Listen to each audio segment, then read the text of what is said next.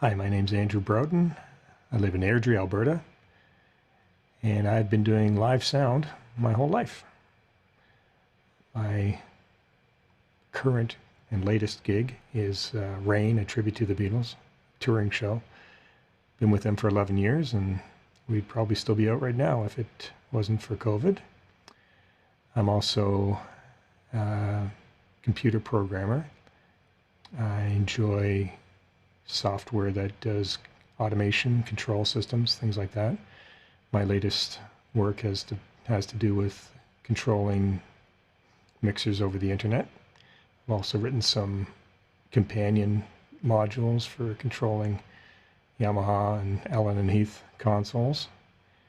And yeah, like that. Always interested in learning more.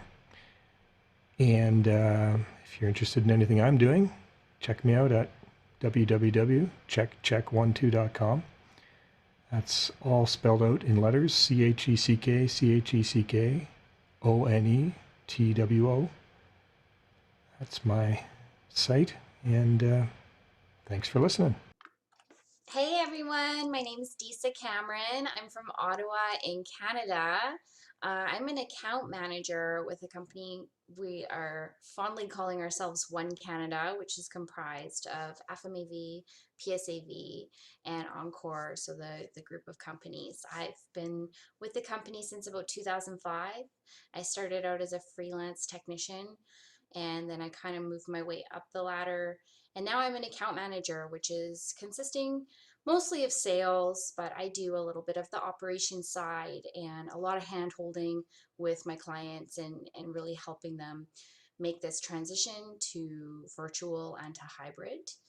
The reason why I am excited to be on this panel tonight and spending time with you is I really feel like there's a huge shift going on in our industry right now. And I think it's really important that we all come together, whether we're competitors or not, from different countries or not. I think it's really important that we all come together, collaborate, share our knowledge, and really try and unify and bring this industry back to where it was at and be even stronger and be even better. So thank you so much. Look forward to tonight's show, and thank you. AV Tech Talks, House Rules. Join us on AVE Live, Mondays at 7 p.m. Eastern Standard Time. Join us on Zoom. Watch on Facebook or YouTube from the AV Educate page, or register as an attendee for the webinar. Live Q&A. Our guest will lead us through a guided demo and conversation about tonight's topic. We will take your questions and comments throughout the show. Don't wait until the end. Get your questions and comments in early to shape the conversation. We don't know it all. We're human and don't claim to know everything. We may demonstrate or discuss one way to do something, but that doesn't mean it's the only way to do it. If you found another way that is easier or yields better results, please share with the community so we can all learn together. Follow AV Educate. We're on Facebook, Instagram, and have a library of content on YouTube. Join us on Zoom for AV Tech Talks and to become a member of our community on Discord, where the conversations, the learning, and the sharing continues. We are where you are. Place your phone over the QR code to come learn more about AV Educate.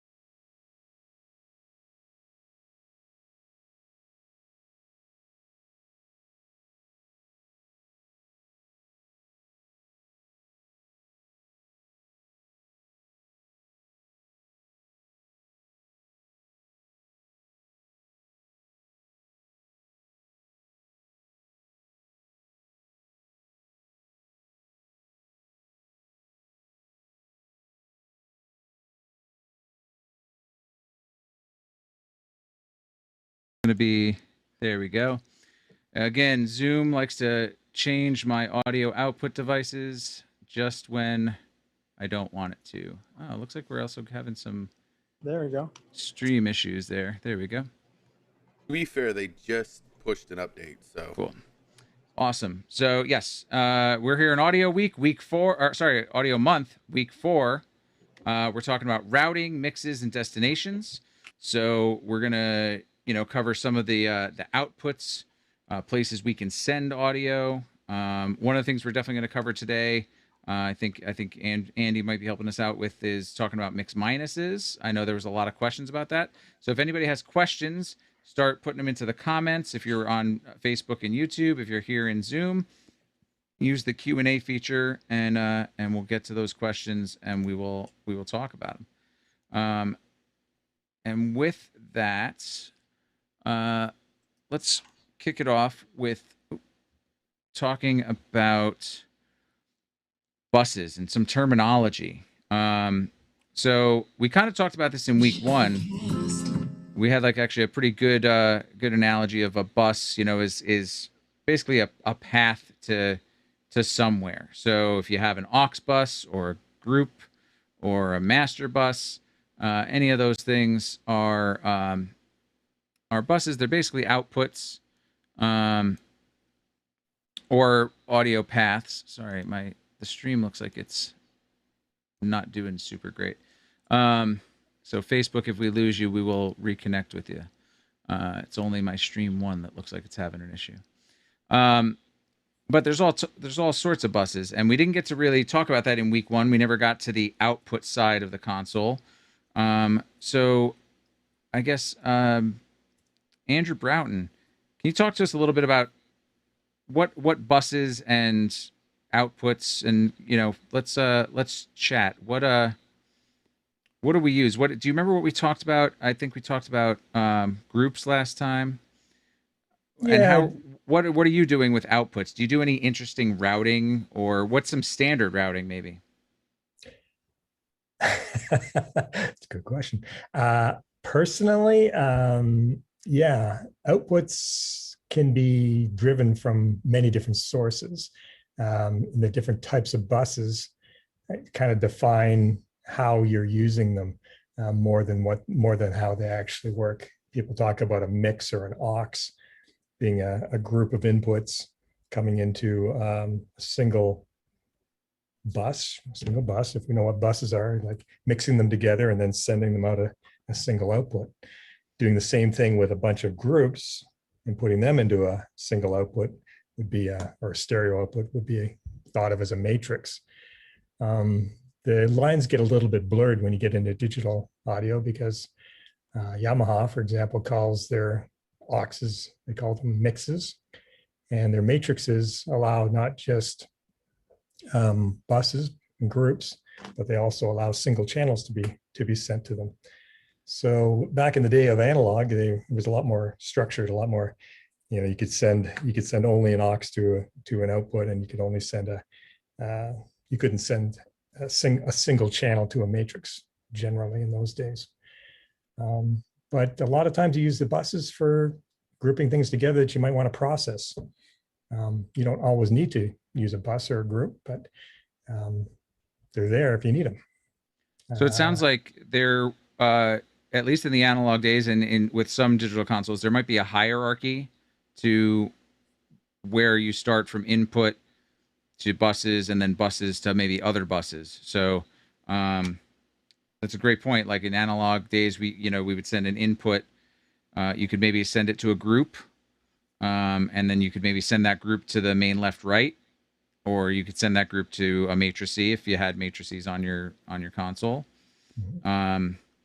But you couldn't send matrices to groups or to your left right. It was, the matrices were kind of the end of the line. So if we're using the bus analogy, it was the final stop, so to say. And then things like auxiliaries were completely separate paths that kind of ran. When I showed the diagram, I talked about it as like a detour, like or a second route off the main route. So you can go off of an aux and then maybe you return it into you send it out to an effects unit and then you come back. So Yeah, does they're anyone often wanna- used for effects. You want to send a single channel or a bunch of channels to an effect and then bring that effect back in on another channel. You'd use the auxes for that. Or if you wanted to send signals to a monitor mix, you'd use an aux for that. Matrices and other buses were often used to give mixes to other areas if you needed to have a send that gave a mix of certain instruments or certain things to a different room, let's say, or a different set of speakers. You had your left, your right. You also had something in the center, or maybe you had surround speakers. You might use the matrices to build a separate mix that's a little bit different than the mixes that are coming through the mains. Right. Marty, I see your hand. Yeah, when I'm teaching these things to like students, I kind of help them try and visualize. Take your analog mixer and now take a half a dozen of them and stack them on top of each other. And all of them have the same inputs. And now you have the ability to do different mixes on each different mixer. And then let's take the output of those 6 mixers and bring them into another mixer. And that's like your matrix, right? It's an output mixer. And you can do all kinds of patching between those stack of 6 mixers. You can bring them back into an output of one, bring it back into another one. You can do many different things depending on what you need to accomplish. Absolutely right. Yep. I think that's how we talked about it, as a matrix is like a mixer within the mixer for your output buses. And as Andrew brought up, that Yamaha kind of and other digital manufacturers have kind of thrown a wrench in that general guideline by allowing you to take inputs directly to matrices. But I'll tell you, sometimes that is super useful. So, great. And then I heard Andrew say something about a center. So another bus that we have is our left right, but we could also have something that's LCR, which is left center right. And we also could have a left, right, and mono bus. And maybe Justin, would you mind talking about what the difference? Because I know in your facility you have some LCR rooms set up in your theaters. What the difference and maybe the advantage or disadvantage of using a left, center, right versus a left, center, and mono bus situation. Sure. Basically what you said is left, right, or mono is typically simply a separate bus. Is if you're doing left, right, you're panning signal between left and right, and or you're sending it to your mono bus, which is frequently used to feed a center cluster, but can be somewhere else. Left, center, right is a slightly different beast in that you actually have 2 sets of controls typically. You have first thing you need matching systems, because if you don't have matching speaker systems, then your transitions are just going to sound weird. As an example, in the theater above me, we have left, center, right. We have matching left, center, right arrays. And when you're doing left, center, right, instead of simply assigning in or out, you have 2 controls. You have a pan control, and you have what's called a CSR, or a center side ratio. And what center side ratio does is decides how you're going to move across your speakers. So if you have a center side ratio, I'm speaking Yamaha here, someone may want to speak up against another console if they're using different terminology. But in Yamaha, if you sent your CSR, center side ratio, control to 0, then your pan control simply moves you from left, and as you pan all the way over to the right, and it never comes out of your center channel. If you set your center side ratio to 100, then as you pan across, you'll go all the way to the left. When you're at center, you are only in center. And if you all the way right, you're all the way right. And if you split the difference and do center side at 50%, then you start at left, you pan in through, and at center, you're going through all 3. And then as you go right, you go all right. So what it lets you do is it lets you have a wider image with a better ability to localize things. So if you have things like playback that you just want to go to left, right, you can do it there. If you just want your vocals to center, you can make your vocals just to center for clarity and coherence.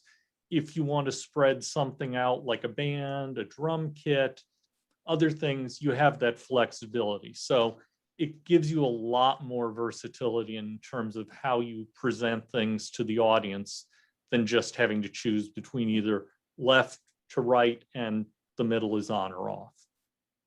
If I could just interject, and Please. it's a little bit off topic because we're talking about buses, not system design, but it's very important in a left, center, right system that each of your 3 speaker arrays covers the entire audience. Yes, very much so. The left must cover the right side of the audience just as much as it covers the left side of the audience. Each one has to be full coverage. And I'm sorry if I do a brief tangent here, Ed, forgive me, because Mac raised an excellent point, which is, we talk a lot about stereo in terms of recording or streaming, but when you're in the real world, you have to be a little careful because stereo only works. The range we hear stereo is only, Mac can agree or disagree with the number, about plus or minus 6 milliseconds. So the people roughly 6 feet either side of your auditorium are getting of center, get good stereo, but the people way out on the edges, unless you're covering them and mixing for them, I've seen people want to sit on center and give half the audience a bad show. So just something to be cautious of if you're thinking about stereo live. Yeah, I don't disagree with you. I just think it doesn't matter. I don't disagree with that. So both valid points of view, I guess. And then I guess so with a mono bus, we also have a couple variations where we could have a separate mono bus where you can assign to it, or like on the console I had showed on week 1, that Allen and Heath, the mono bus is actually a sum of stereo left, right. So there's multiple different ways how you can handle those kind of center or mono buses. And you always have to kind of check what your system and how you have it set is going to be. Even with LCR, as Justin was talking about, that pan can be, you could have it panned with the 0 and not be getting anything in the center and be wondering what's wrong with your sound system when really it's just not maybe having the correct setting that you're looking for. So that's all good points to keep in mind if you're running more than just a left right kind of bus situation. So what else do we want to talk about? I think Andrew, sorry, Marty, go ahead. Yep. Just no. Another use for buses is I was working in a room that had 2 stages perpendicular to each other on different walls, and there were 2 different sets of speakers. And so I would use some buses to send to one pair of speakers for that stage, and another pair of buses for speakers in that stage. And I utilized matrices for that as well.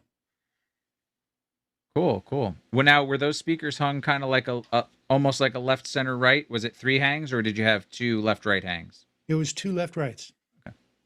Yep. I've seen that kind of A-B stage thing where they've put 3 clusters up, and when stage A was on, it was cluster, 1 and 2, and then when stage B was on, it was cluster 2 and 3, and that's how they made the most of not having to hang 1 extra hang of speakers, and these were right next to each other, side by side stages. So there's a lot of interesting stuff you can do if you understand how you're routing your audio.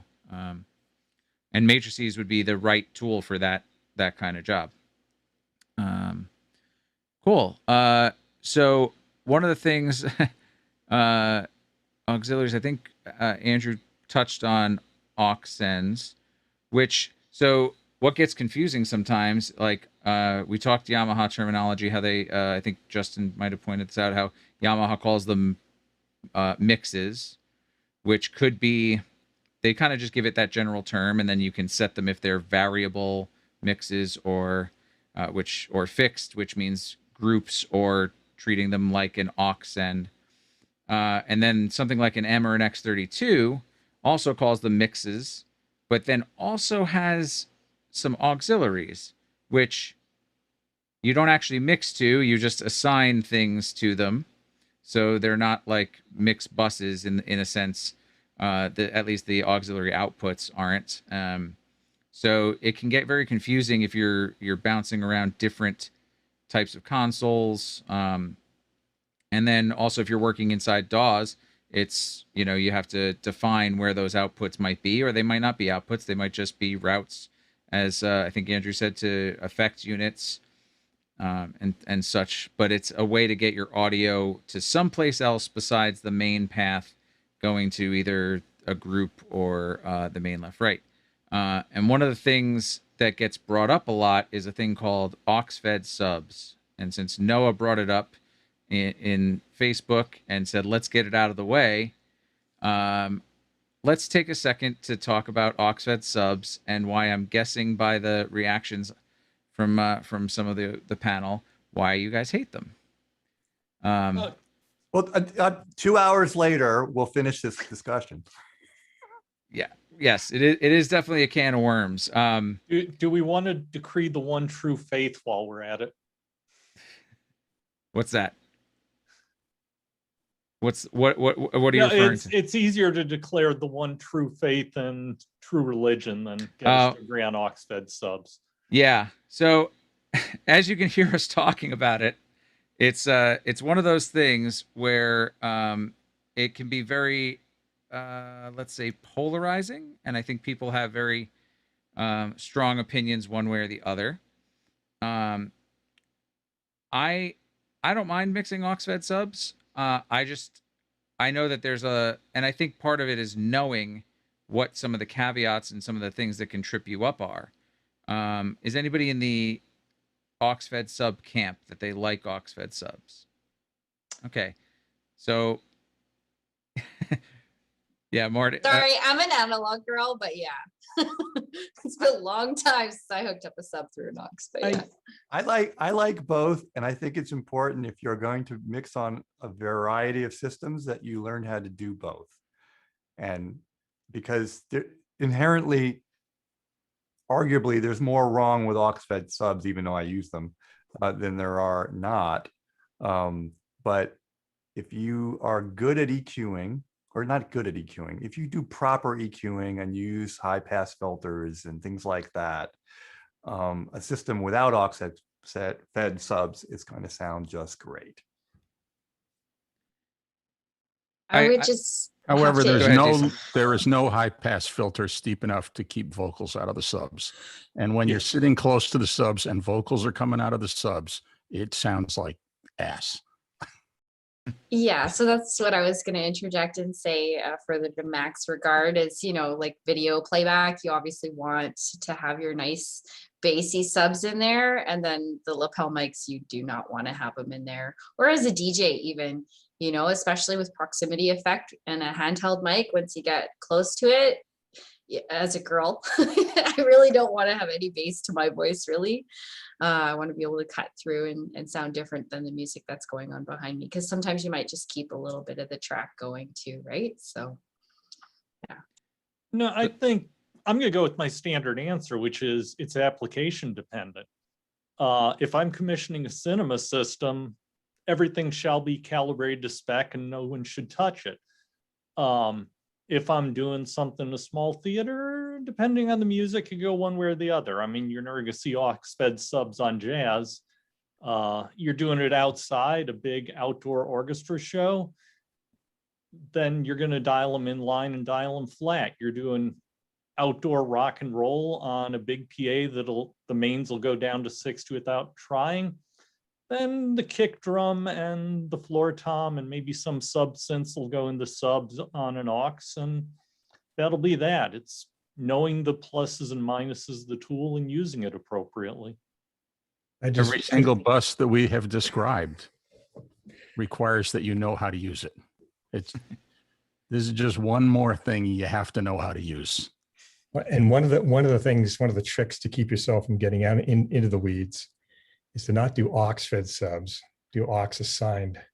So not aux assigned, sorry, assigned sub. So use your monobus or use a matrix or use something else to get your sub so you can just punch it in for a channel. And the reason for that is if you start looking at how crossovers work and you start turning up gain on the sub or back on the sub, you're actually moving the crossover point. There's a lot of technical stuff going on how that works. But if you want to be correct, analyze your system and do it with the sub turned on the channel, get that flat, get it correct, and then take it out if you don't want it. Sure, punch it in and out, but don't sit there with your aux control and crank it up and crank it down. It's wrong. Whether it's going to break anything, or who knows? And as I said once before, if it sounds good, it is good. So if you're doing it the wrong way and it works, I don't really care, but you could help yourself to not get yourself into trouble by just using an assignment as opposed to using aux fed subs. Great. And that was going to be one of the things I brought up was the thing you have to think about is, once you have your system tuned, you don't want to touch the output of the aux, the aux master. Leave that alone. You can send more of your kick drum to that aux, but leave the aux master alone once you've tuned the system, because otherwise, as Andrew brought up, you're going to be changing that crossover point as you raise that aux master up, and that may affect the tuning and the phase relationships between your sub. I mean, it's going to between your subs and your tops. So that's kind of like the big caveat. And I see a lot of talk on some user groups where aux fed subs are the only way to do something, or going just off your stereo left right to a crossover is the only way to do something. And I think, as Justin said, it's application dependent, and before you can decide or use real absolute language when determining, when you pick your side and plant your flag, you should know the pluses and minuses of either, and what are the things that are going to trip you up. So cool. I think, unless anybody has, Marty, go ahead. And then. So I've been doing a lot of mixing on the X32, M32, and the architecture that I've used is, now that board you can assign an input or a group to the left-right mains or to and separately to the mono bus. And so what I would do is I would take all three of those, left, right, and mono, to a matrix, and then that would be my output. When I tune the system, I tune it as a full range system. So mains and subs are both in. So then on my inputs, I would take kick drum and assigned it to the mono bus, which then I can adjust separately as a send volume, and also to the left, right, because that's where I get the top end of the kick drum as well. And so I can play with that ratio on the input side. Same thing with bass guitar or rhythm guitar. Maybe I want to have just a little bit of bottom end to that rhythm guitar that's below the mains. But it's that ability to assign separately to that bus that's going only to the subs and be able to vary that at the input level that goes to the mix buses. That really work. I think it's important to say that the M32 and X32 are fairly unique in the ability to adjust the level of the mono output of a strip separately. I don't know if maybe someone can correct me if I'm wrong. I don't know of any other board that does that. Every other one is on or off to the mono bus. That one has a separate fader. Is that correct? Yes, it does. Yeah, yep. And I don't know any other board that works like that. But I don't use the mono output fader. That one stays set. That's part of the system balancing. No, I'm talking about on the channel itself. On the channels, yeah. Right, on the channels, the MNX32. No other board does that. But I can also assign an input to all three and leave them, balanced so that it's a full range balance and you're not adjusting them separately. So like an aux return for tape playback or something, I could leave flat, or tape playback, I could leave flat. But if I really wanted to add a little bit extra bottom end, I could do that. It's flexible that way. Right now, but something also to keep in mind with different digital console architecture, as we were just talking about, is how your signal travels through your buses and what latency may or may not get added by going through extra buses to get to the output. So one of the things that the MNX32 advertise is that all of their buses are time aligned, where you can assign something from an input channel to main and to a group, and then have that group go to main, and that longer path ends up without latency is what they advertise. So I haven't tested that myself. Although in reality, it has to be exactly the opposite. That longer path doesn't arrive without latency. Every other path arrives with latency to match that one. Right, exactly. Yes, Mac. That's a great point. So yes, they've compensated for the latency that the longer path will take on everything, so that it all ends up aligned in the end. Again, are you sure that's on the X32? I thought that was a unique thing to the Midas. no, like I said, I haven't tested it, but it's one of the things I see talked about quite often. And you might be right; it is just to the M32, but that's also somewhat unique architecture. Delay compensation is not available on every console, and yeah, it's also isn't that a selling point on Avid as well? I think delay compensation is a big deal with Avid as well. Right, and that's for lining up also your plugins. That's a big, that delay compensation that takes a lot of heavy lifting on the part of the console, and no matter what you're doing, the way that delay compensation works is it's adding more time to your signal. But being aware that different bus paths and inserting something on a bus that you're running parallel to something else that doesn't have an insert changes the latency for some consoles. And that change in latency changes phase relationships. So all of these things that we didn't really worry about as much in the analog days, we have to consider more carefully in the digital realm. So that's, I know that on the X32, if you use the effects bus to go to one of the effects engines, bring it back to the effects return, that can cause a phase problem with your inputs, the inputs that you're sending to that effects engine. So it's not latency compensated on the input side, at least. I'm not real sure about the output side.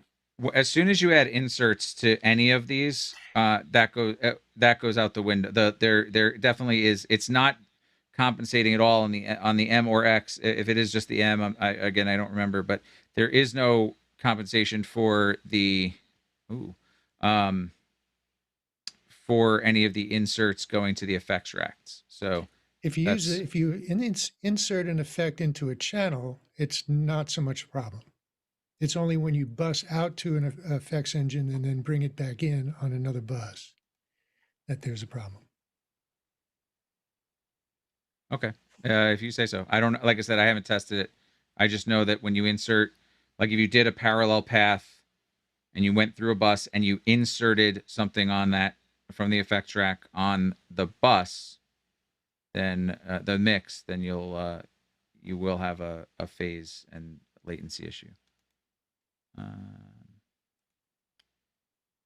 Sorry, I don't know if anybody can confirm if we're still on Facebook. It looked like mine froze for a second. So great. Thanks, Somewhere. Cool. So I think that was probably the shortest conversation about AUXFED subs that any group of sound people has ever had. So I'm glad that we were able to do it. I had faith that we would get through it. I think the only thing I'll add is just because someone says it's the only way to do it doesn't mean that they're right. Even if they're like some famous sound person, that's maybe the way that works for them. and they understand all the catch-alls, and they've decided that that's the compromises they want to make. You know, that workflow works for them. So just consider that when you're thinking about any of these interesting or more sophisticated routing tricks that we use and that we're talking about, that it's not a one size fits all sort of thing. Mac, were you going to say something? Yeah, to quote Duke Ellington, if it sounds good, it is good. That's right. Absolutely. Cool. So moving on, just to quickly, I think we mentioned it the first week, but just another two kind of buses that, well, outputs, I should say, as opposed to buses, are our direct outs on our channels and our insert sends. So those are other ways to get out of the console. I think we did talk about them on week 1, but just to reiterate that those are other ways that we can get out of a console or out of a DAW if you route to a direct out to an output, and you can pick if it's going to be pre-fader or post-fader depending on your software or your hardware. So those are just things I wanted to talk about, which, you know what, maybe going back just to auxiliaries for 1 second, does anybody want to talk about pre and post fader? Because I don't think we did get to cover that week 1. Maybe Andy Lipnick. We haven't heard from you much tonight. Sure. I'll try and give the short answer to this. So pre-fader, it means that the signal you are sending out of that bus will not be affected by the fader at all. And where this is very useful is a very typical place to use it is if you are mixing monitors for a band on stage. You don't want your house mix on your faders to affect what they hear in their in-ear monitors or their stage wedges. That is probably the most common use of pre-fader sends. I've also used it just as another application for broadcasts where a host, for example, their fader will be down, but the director still wants to talk and hear them. So we'll set up a little pre-fader speaker. So if they talk into their ear, they're in their earpiece, and that host says something, the director will hear it. Another good use for that. That's pre-fader. Post-fader gets used a lot in corporate events, broadcast. I'm sure there's some other applications I can't think of off the top of my head, virtual events.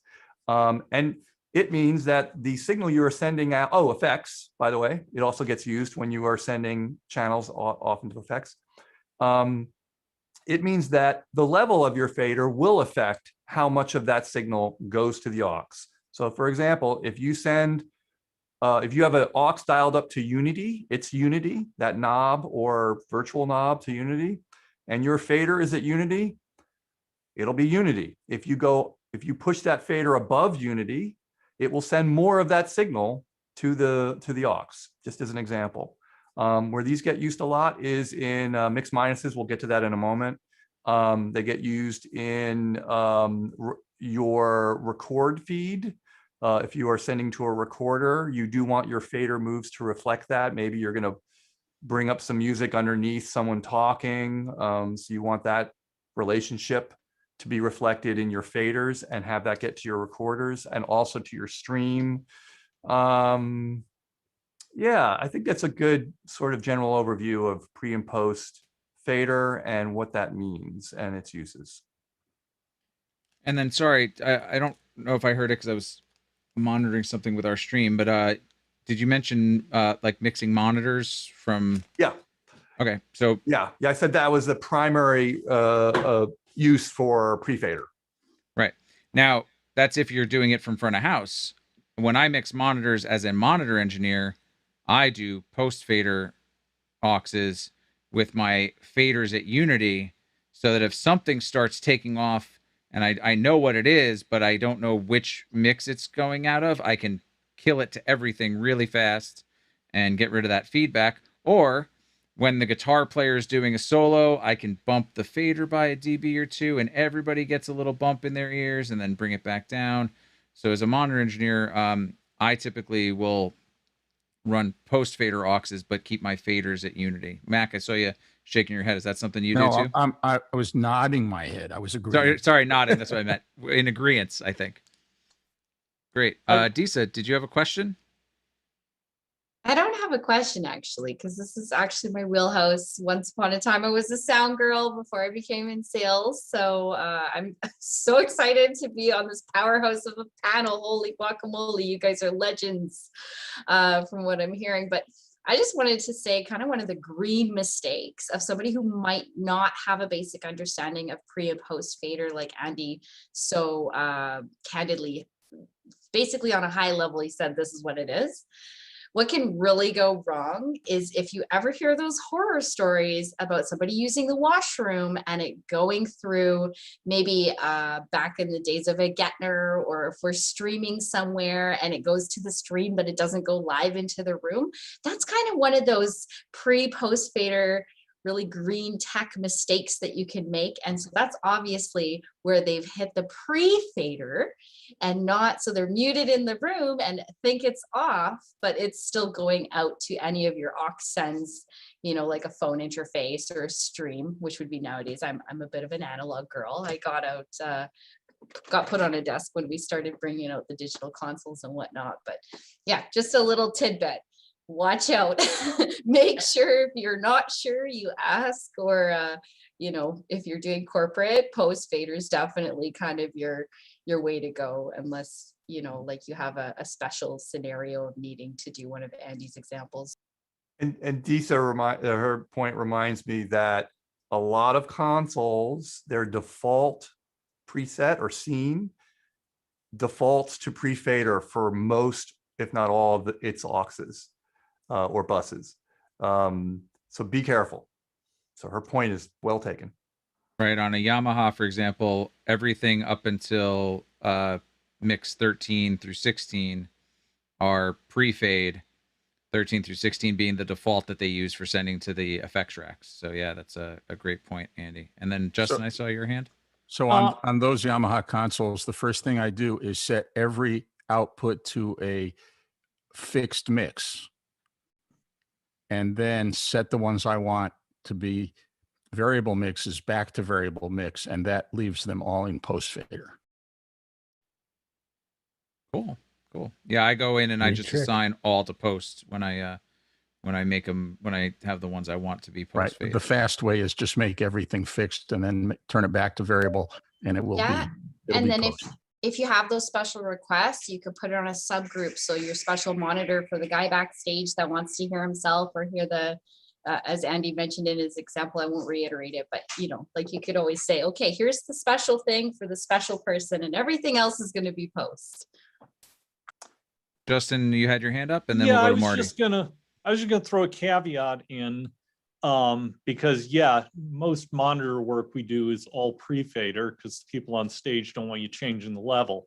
The one sort of caveat and another great gotcha mistake is playback stuff tends to go post-fade to monitors, because when you're fading it out front of house, if it's still blaring full volume from the stage and got no out other than hitting stop, it's a little awkward. So yeah, monitors pre-fade the vast majority of the time, but playback into monitors frequently post-fade so you can fade. That's a great point. So Ed, you had a use case for post fade on a monitor mix board, and it just brought something to mind. There's a conceptual relationship that really needs to be well understood between your main faders and your send faders, and this is important for if you have to mix for the house and for a stream at the same time. So I've had to mix for house and for listening assistance, an overflow room, which is essentially the same thing as streaming because it's a full balanced mix. And there's a difference because if you're mixing for the room and unless you're in a large room with a big sound system, there are a lot of things that don't need to be well amplified because they have enough acoustic energy coming off the stage. And so some things will be louder than others. But in a streaming mix, you need to have everything well balanced. So it's a completely different mix. and you're doing this on your buses. And so what I found useful was finding instruments that can be anchor instruments, like piano, for instance. And I would set that to pre-fader. And then everything else would be post-fader. And what I would do is set that piano to a nominal level and then build my mix around the piano. Because as my anchor instrument, I'm using that as a level reference to build my mix around that. And it might not be the only instrument that I do that for, but some channels may be useful as pre-fader and many will be useful as post-fader. And where you adjust the mix then, so I'd be mixing off the main channel, and by adjusting the send levels on each channel at post-fader, I can make adjustments on the main fader layer that will then be reflected in the stream bus. But because each channel was individually adjusted for a good balance, it worked. I know. I hope that I'm explaining that really well, because there's a conceptual thing there that had to be learned. Oh, that's cool, and that goes to the point that there's more than one way to skin a cat, and everybody has different workflows and different ways of doing stuff. So that's thanks for sharing that, Marty. That's pretty cool. So before we move on, anybody else? Great. I did want to touch on, because we mentioned effects earlier, what effects returns are. So effects returns, does anybody want to grab it? Otherwise, I'll just kind of go over it quick. Yeah. So effects returns are basically dedicated input channels for bringing your effects, like your reverbs and your delays, back into the console or your DAW, so that then you can blend them back into the mix or send them to a group or whatever. Often you can also, send your one of the things I tend to do is will feed my delays into a reverb so that my delays have a little bit of reverb tail on them. So there's interesting things you can do to enhance your effects, and you can route them in tons of places. But that's basically just what an effect return is, if you've heard that term. Tape sends and returns are in the days of tape players and tape recorders, where sends out to tape, and then when you wanted to listen back to what you recorded, it would come back in on a tape return, and that would have like a dedicated bus, so that an input, so you could just press a button and then you're listening back, and usually it would kill what was going to it, so you didn't end up with a nice little feedback loop. So Disa? Sorry, when you talk about putting reverb on your delays ad, are you referring to your actual delay speakers? The ones further down the room, or? No. So to clarify, I was talking about if I'm using delay as an effect on a vocal or something, and the delays, if they're dry and they don't have any reverb on them, but the main vocal has a lot of reverb on them, they can kind of sound unnatural sometimes. So if you think about like reggae music is a great example of this, where you might, for just a certain word, you might spin up that delay real fast. You turn it, open it up, and close it just to get a word with a tail. And if those tails are like super dry, but the vocal is pretty wet with reverb, then it doesn't sound natural, and it doesn't sound like they're further in the distance. They tend to start to sound kind of up front because they're so dry. So I'll feed my delay return. I'll feed my delay into a reverb so that the delay tails also get reverb on them, if that makes sense. So that's one thing I'd add is, an effects return, it's like any other input. It really is. On some consoles, they don't give you the full functionality, but on most they do. So if you just think of it like another input, that's why he can take his channel that has echo on it and send it somewhere else. Right. Yeah, on some lower end old analog consoles, yeah, you might not have any functionality other than it's just a place that goes directly to the main left right. I know when I was doing some corporate gigs with a ton of those Mackie 1604s that many of us have done more gigs on than we'd like to admit. There would be times where we were in ballrooms and we had air walls, and they would open an air wall, and now you what was 2 rooms is one giant room, but you don't want to repatch the whole PA because that air wall is going to close again in at the end of that session. You have 5 minutes to turn it over. So what I would do is I would feed from one console. Sorry, I'm going to call it a mixer. I'm not going to call it 1604 a console. I would go from one mixer, and I would send a program feed to the other mixer for the other side of the air wall, and let that drive the PA speakers that were on that half of the ballroom. And yeah, but then you're going from line level out of the mixer to mic level into the other mixer.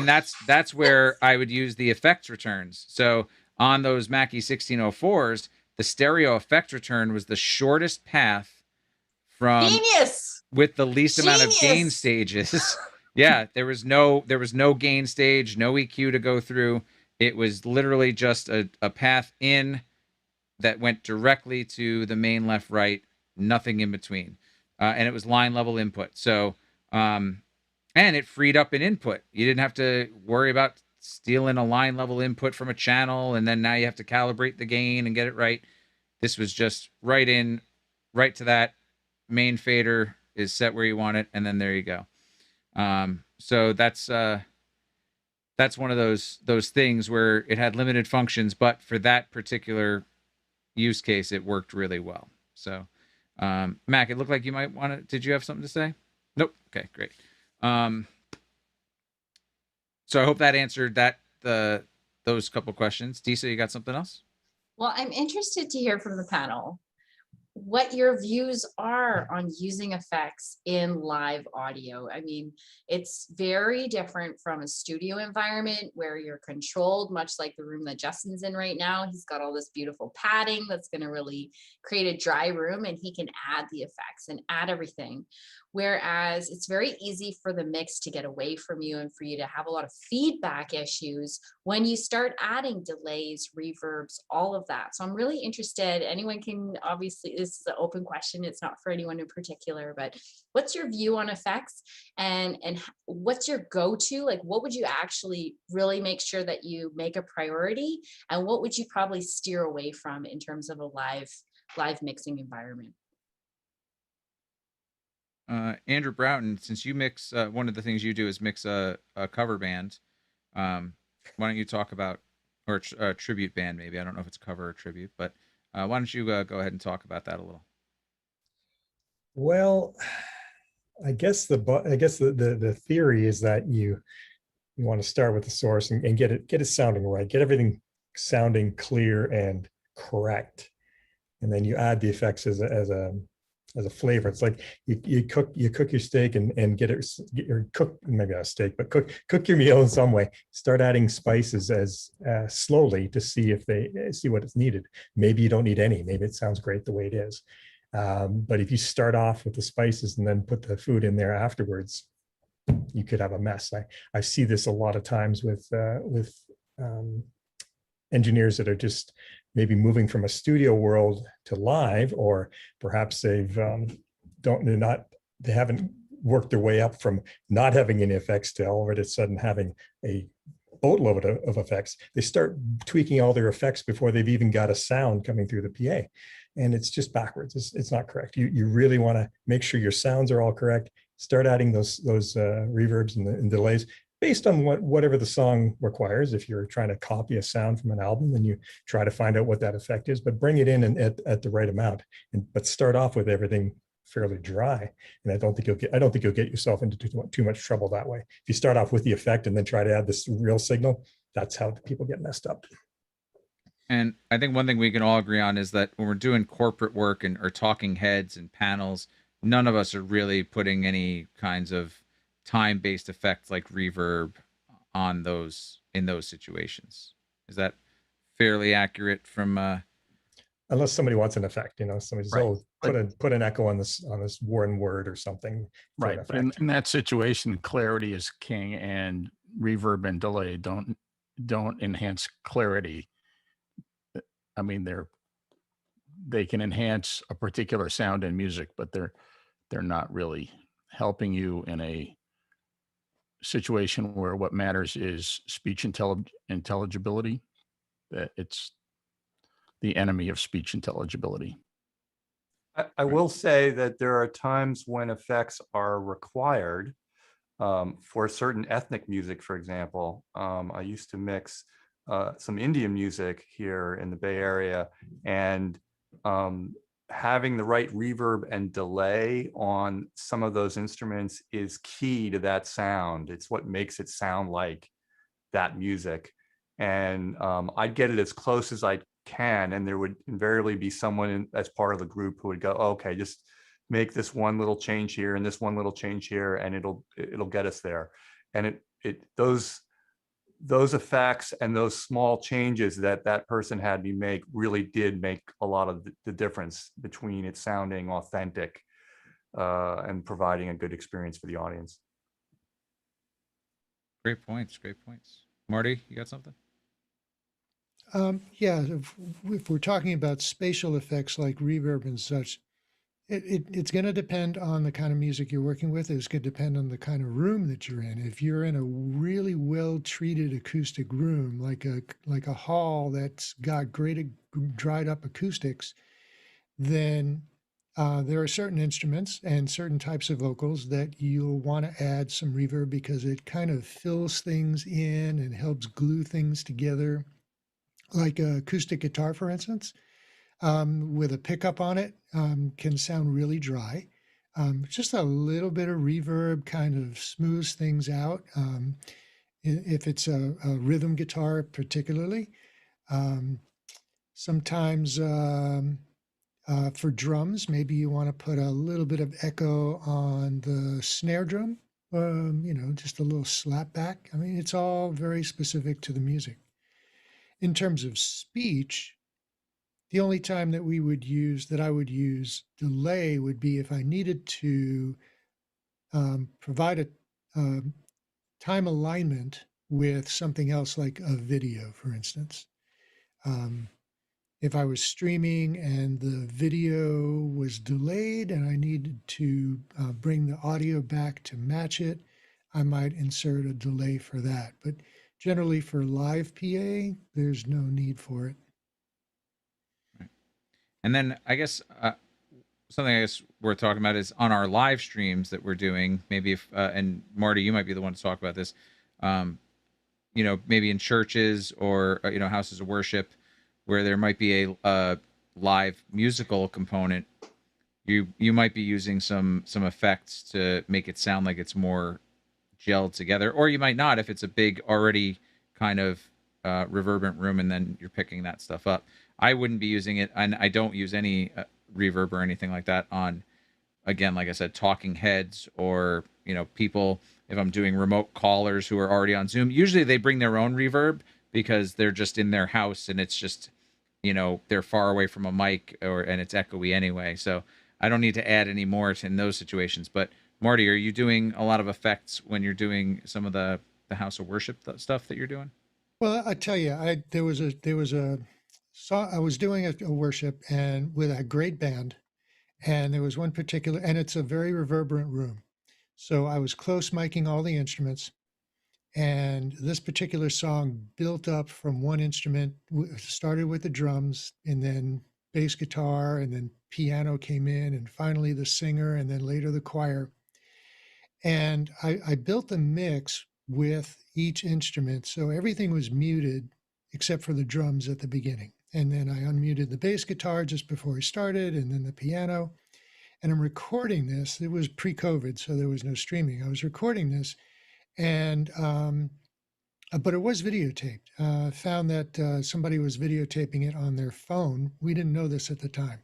So we married up the video to the audio. And what I heard was that the sound of the song was so dry, the drums were so dry, that it just didn't match the video. The video was seeing this huge room with all these people in it, and it sounded like a studio recording.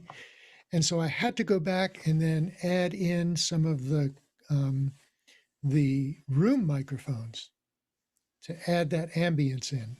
So yeah, so that reverb, the reverberation from the room, that ambient sound was really necessary to make that music match the video and make it sound like it was in a room. So yeah, on a stream. I would never pump that back into the sound system, but it was really necessary on the recording or streaming mix. Yeah, thank you for sharing that. That's absolutely, I've done, I actually produced a whole live concert DVD many years ago when I was a concert promoter, where we recorded a whole bunch of shows. And one of the things I didn't do that I, looking back, wish I would have, was put a couple of audience mics at the front of the stage. And you can see, these, it's all these like, very energetic bands, and you can see the crowds going nuts, but because everything's so close mic'd, the only picking up of the audience was, from the back of the vocal mics. And it just, it had that exactly kind of unnatural. And I didn't have anything else to blend in. I didn't have back of the room mics. And that was one of those learning moments for me back at that time. I was surprised the first time I worked on the Tonight Show on a remote at how many room mics were put out. There was over 40 room mics. Wow. To get a present sound of the audience clapping. Right. Well, I've done some live basketball games that, and how many floor mics we have, just picking up squeaks of feet and basketballs bouncing. It's amazing what the ambience and the things that, a lot of the time we wouldn't want a mic really close to the floor and picking up a bunch of noise and footsteps. But when you're doing a basketball game, that's exactly what you want to pick up because it's the right thing for that task. Disa, did you have something? Yeah, it's just a follow-up question on this whole rabbit hole I'm taking us down. So in terms of these effects, we've talked about the house mix and the front of house mix, but what would be kind of the rule if you were applying this to your monitor mix? I remember you guys are taking me way back to when I used to be starting out in theater, back when I was yay high. Just kidding, I was still this tall. My struggle was always the singer wanted to hear their own reverb. And then I'd end up having to overly carve out the EQ to compensate for that, because it would bring a whole slew of feedback issues for me to have reverb. I mean, this is analog days. I'm sure it's way easier on digital and much nicer to work with. And I know the young kids nowadays just use their little cell phone apps. They don't have to actually know what 400 hertz sounds like. But yeah, I'm just interested to know if there's any rules or tips and tricks you have in terms of the singer wanting, and I saw Ricardo in the chat here saying there's specific artists that request to work with him because he can give that artist what did he say, is spicing it up to their liking. You have to learn to say no. You got to say no to these people. Let's go. I want all this echo and reverb and stuff in my mind as well. Try saying no to Julio Iglesias on that point. In his wedges or his ears? In his wedges, of which he sits in the middle of a ring of about 11 different kinds, 11 Meyer speakers of various persuasions. And they do about a week or a month of rehearsals. There's 11 seconds of reverb on his voice, even when he's speaking between songs. Awesome. It is. He's gone through a few monitor guys, though. A lot of them. They keep coming back. He rotates through them, and every time they come back, they get more money. Yeah, Ricardo says leave it alone if you're inexperienced. I was 16, so definitely I was inexperienced. So what I'm taking away is if they have in-ears, they can go to town on that. Yeah, and less is more in ears also. You end up hearing that a lot more. But yeah, if I don't put any effects in a monitor unless they ask for it, and then I do it as small increments as possible until they say, oh yeah, that's great. Sometimes just reaching over for the knob and doing a turning motion is enough for them to say, that's perfect. So Oldest trick in the book. And by the way, don't try and put echo or delay in the monitors, because the drummer behind you who's smacking their drums is going to hit something, and it's going to hit the vocal mic's echo and come back through the monitors, and it's just going to be a mess. Right. Yeah, I find too with so many artists on ears these days, on in-ears, you know, they will ask for a little bit of reverb, but I'm usually fighting the latency to their ears. You know, that's the one thing that you know is the struggle these days, is to, you know, keep that as low as possible, that latency, so that it's not throwing them off time, especially drummers and stuff. So cool. I would love to move on and then take a couple questions. I had one more thing I wanted to talk about, and that was, it's not really routing because it doesn't go anywhere, but VCAs and DCAs. So I wanted to, and Justin, you nodded your head immediately and smiled. So tell us about VCAs and DCAs. Oh boy, I bit that one off. There are two different ways, two different terminologies for the same thing, which is a way to essentially virtually subgroup channels, which is, the acronyms are voltage controlled amplifier or digitally controlled amplifier. They're just two versions of the same thing, analog or digital. What it essentially does, for lack of a better term, is it gives you remote control over the fader. In a subgroup, your audio is actually going through the group. In a VCA or DCA, you're basically remotely grabbing the handles and manipulating them.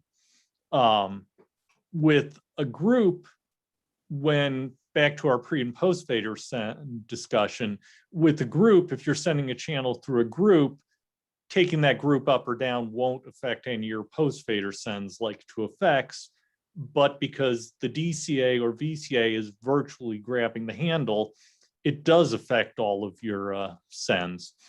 And the other big thing, aside from understanding where you are around routing audio, is, and this is almost easier to explain to lighting people, is groups or highest takes precedence.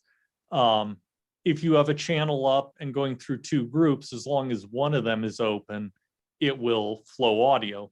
DCAs/VCAs are the opposite. Their lowest takes precedence. They're inhibitive. So if you've got a channel assigned to two DCAs and they're both up, audio flows. If you turn one of them down completely or proportionally, no audio flows. So yeah, one, the audio is actually routing, but you're not affecting anything on channel past it. Whereas a VCA, you do follow and they are inhibitive. So. Yeah, I've seen a number of people get themselves into trouble by double assigning something to two DCAs, and then the DCAs are on a totally different layer on some consoles, and now they've got no audio and they're not really sure why. So that was a great point about that, Justin. And the follow on to that, always leave your DCAs or VCAs at Unity for exactly that reason. I've met people who are like, oh, I'm not using those, I'll just turn them down. Well, something ends up assigned and the audio isn't happening. So yeah, always park yours at Unity, whether you're using them or not. Yes, always park them at Unity, because you may decide you want to punch something into a VCA, and when you punch it in, it goes away if your VCA is not at Unity. Yep. If it's left at Unity, you can punch it into the VCA and nothing happens until you control that fader. Or the volume goes way up or way down. If it's Not if the DCA is at 0. Yeah, no, exactly. I tend to use VCAs and DCAs for music. I don't tend to use them in corporate. I use a lot more groups than I do when I'm doing corporate work, but that's just my workflow. I see people use DCAs all the time in corporate stuff, and it's just not my particular workflow. I don't know if any of you guys have opinions on that. Yeah, the only time I use VCAs in corporate, and it's something where I assign it for a particular section and then unassign it, is if you have a panel with a lot of lavs and you're going to be showing videos in the middle of it. I put the panel on a VCA so I can kill the whole panel while the video plays and bring it back at all the same levels it was at previously. But then I immediately have to take them out of that VCA because I'll screw myself on some other scene with that. Got it. Yeah, I use groups for that exact same workflow. I do it with groups, but yeah, that's that's a great. Mute groups. Mute groups are handy for that. You could do that with mute groups also. Yeah, I tend to not do hard mutes. I'll leave all my channels open and I'll push faders as opposed to and pull faders out as opposed to using a mute. That's just, again, I'd rather ramp into something and pull it out. Unless something's going really wrong, and then I'll hit a mute first. But even still, I think I typically, just swipe the fader down. But yeah, no, those are great points. I actually like to use hard mutes because I'm in broadcast and I need the mic to come back exactly the way it was before, because you may match shots in editing. Fair enough. Yeah. It's got to be exactly the same, and it's just safer to use mutes and have it come back exactly like it was. And this is why it's so great that we have such a varied, amount of experience and different workflows, because it's just different ways to to skin the same cat. So that's great. Omar, do we have any questions? Because I know we've been talking a while, and we want to make sure we talk about Mix Minus tonight. So I want to make sure we get to some of these questions and then get through a few more things. So I'll leave this open to the panel, to one of you guys to take this one up. I'm not sure who to ask this to, but Sean Michael asked at the very beginning about QSC Touch Mix. Does it allow for a single channel to a matrix? I'm sorry, QSC Touch Mix allows for a single channel to matrix. You put a question mark at the end of that. Anybody have any insight on a QSC Touch Mix? I don't use those very often. And when I do, it's for very small things where I'm not really getting into using matrices anyway. I don't even know that I was aware that a QSC Touch Mix had matrices. So fair enough. That I'm not too sure of. But that's what the manual's for. So Sean, hopefully the QSC will be able to answer that question in print in their documentation. So the next one I'm going to actually skip here. It would take us down the rabbit hole once again into what we just spoke about. So I'm going to skip this one and let Disa take the next one. All right, sure, no problem. So AV Trainer, always asking the great questions, and it is just open to anyone on our panel here. Ed, it sounds like you've got some background noise there. I don't know if you want to mute for a few seconds. How about the differences in insert points for the various buses?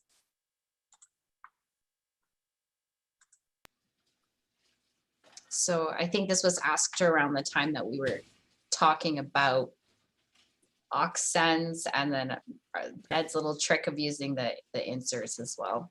Yeah. So, all right. So on analog consoles, you mostly didn't have much choice of where the insert tap point was. Some recording consoles had some options, but many live consoles did not. So you would have to look at where that was in the block diagram, figure out where the insert was going in and out. These days, in digital consoles, we have a little more choices. On my buses, though, I don't know how often I look at where I put it, if I put it pre-EQ or post-EQ, and it depends what it is. I mean, if I'm inserting compression or something, it all depends on what I'm trying to do. It's I'll go with the Justin answer, and it's application dependent. He's asking me to use the full question in Zoom as opposed to his blurb he did on Facebook. Oh. So how about the differences in insert points for the various buses on the different consoles? Why would you choose one patch point for an insert rather than another? What are the differences? What are the ways to tell if you chose the wrong bus or patch point for a signal source or processing? I mean, I would think first and foremost, it would be out of phase. Like you would hear it. It sounds like there's something wrong, but I don't know. Like, let me know.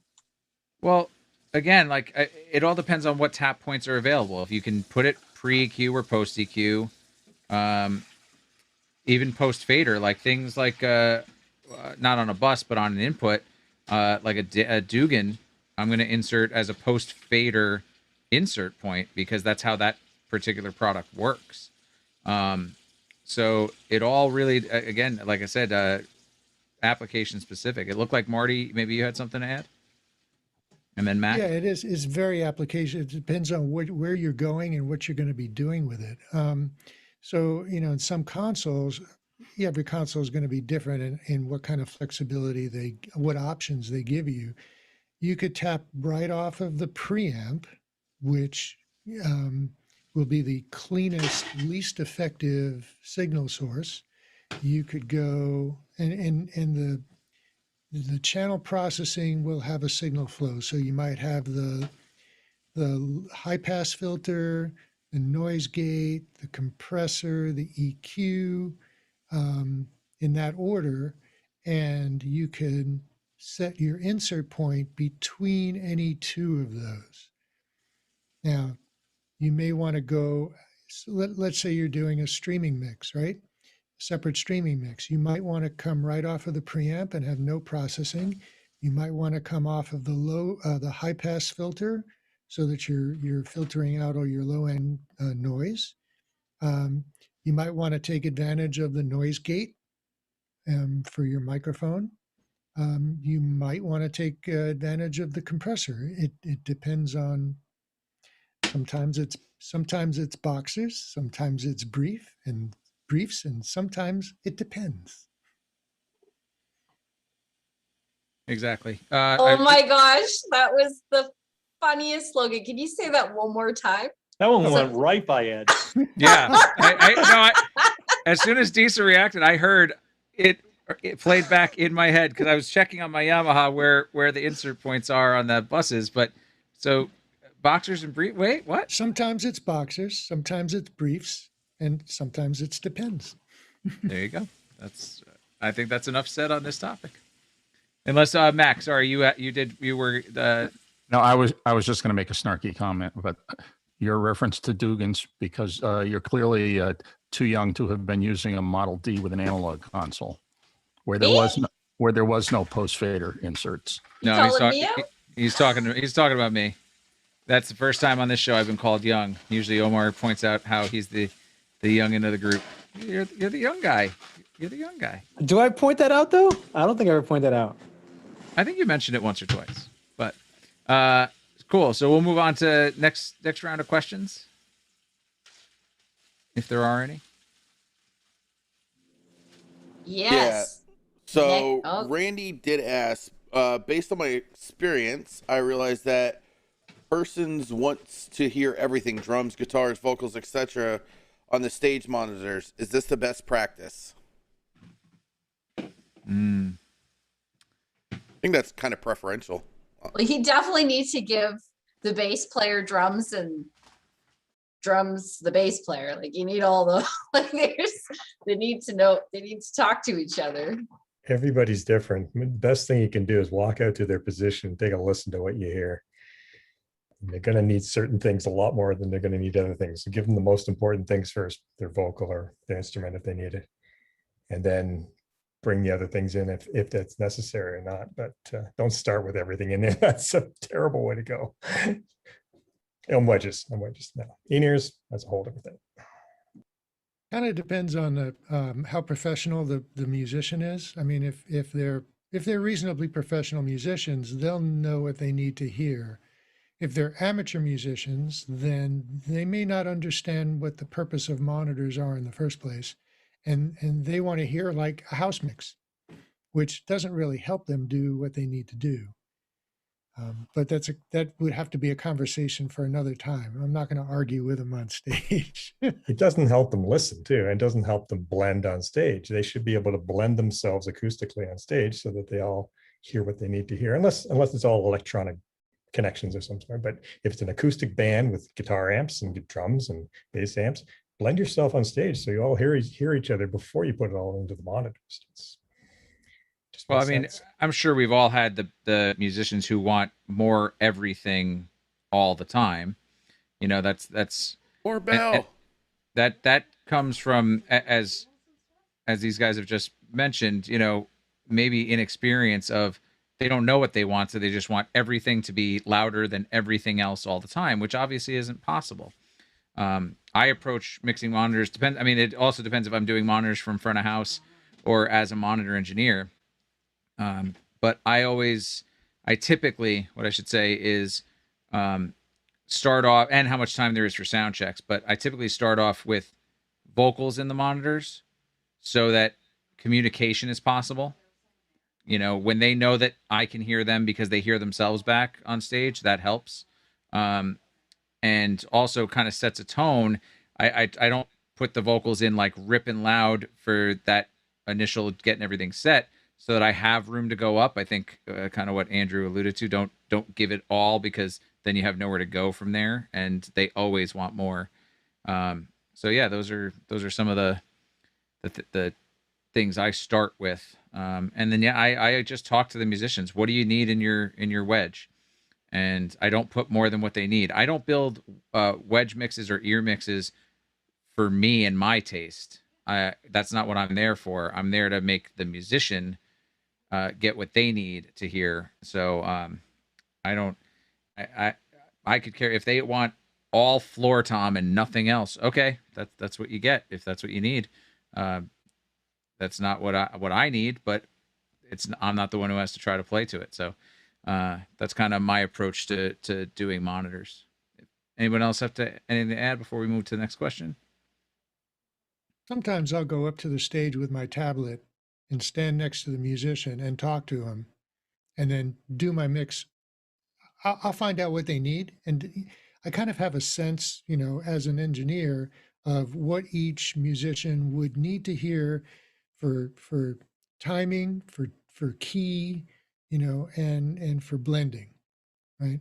And I'll work with them and stand right next to them and give them what they need. And that way I'm also making sure that I'm not making it louder than it really needs to be. So I kind of try and help them out that way. Cool. Omar, what do we got next? So Randy, again, this is a two-parter, because after reading it, I realized it does need to kind of be together. What techniques do you use to compare the audio on the live stream and where the live event is being held? How do you differentiate the difference between the reverbs and the echo, and which one to use effectively in those scenarios? Somebody should be listening to the stream. Doesn't necessarily have to be the person mixing, but somebody has to tell the person mixing what's happening on the stream. So the person mixing can't listen to the stream because it's going to come back 20 seconds late. But you have to know what's happening. You have to be aware of what you're sending and what they're actually hearing on the far end.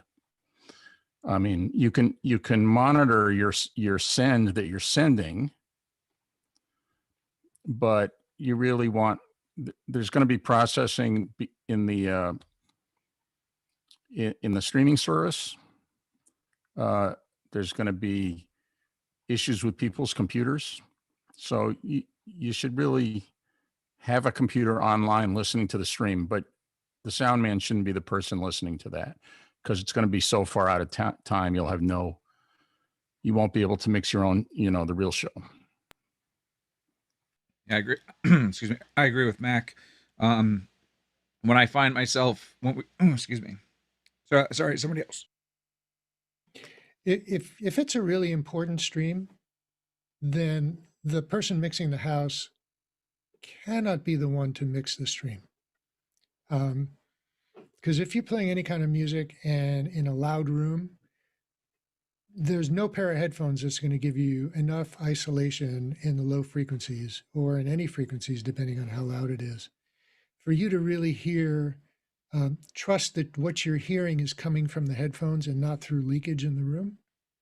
So if it's a really important stream, you want to have somebody in a different room with a decent pair of speakers or a really good pair of headphones doing a separate mix. Now that could be remotely controlling an aux send on the main mixer through, your software mixer. Better yet would be to have a completely separate mixer that's bringing all the inputs separately in. So you're actually doing a completely different mix on a different board. How important is it? And how important is it to get it right? Yeah, But actually, I wasn't. agree. Somebody differently should be listening back to the mix as a proof. Yeah, actually, Marty, I wasn't even going as far as thinking about the guy mixing the PA, because I am the guy in the other room mixing the stream. And I still want somebody else listening to the stream as it comes back 20 seconds too late. Yep, there you go. And if you were able to control that other mixer as the remote person, you could maybe tweak those things, and without having to talk to Mac, you could just do it. If I had control of your mixer remotely, Mac, and I'm listening to the 20-second delay, I could do a few little tweaks there and fix things up without having to bother you. I'm not sure I'd go for that idea. I'm just saying. Backseat console driving. That's what, Communications. But you can TeamViewer into my console. It does have TeamViewer installed. Yeah, and you got no password on it.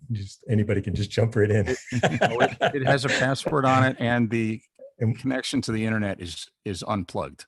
Of course it is. I'm just teasing. Yeah. It's Pre-pandemic, when I would do live events where I was also the one sending the stream out, I would always have a computer that was monitoring the stream, and every once in a while I would just throw the headphones on, knowing that it was 20 seconds late, listen to something. Going back to that basketball, those when I did the NBA All-Star game a couple of years ago, or one of the surrounding events around the All-Star game. I didn't work on the All-Star game. I worked on the media day portion of it. One of the things was with those foot mics, I can't hear it in the PA, and there was a live audience there, so it was only going to the stream, and I had to, every once in a while, I just threw the headphones on, and I realized, oh wow, I have way too much foot mic in that feed, and it was muddying up everything else. So just those quick kind of listens, I was able to readjust, and then it was okay, got it to a good level. That's the level I'm going to stay at, and leave it be. But I tend to do those quick little listens, even here on Facebook and YouTube. I every once in a while just pop the volume up just so I can make sure that audio is still going to where it's supposed to be going. Don't listen to it long term, because I'll start talking and sounding like I'm drunk if I did that. But it's just one of those things.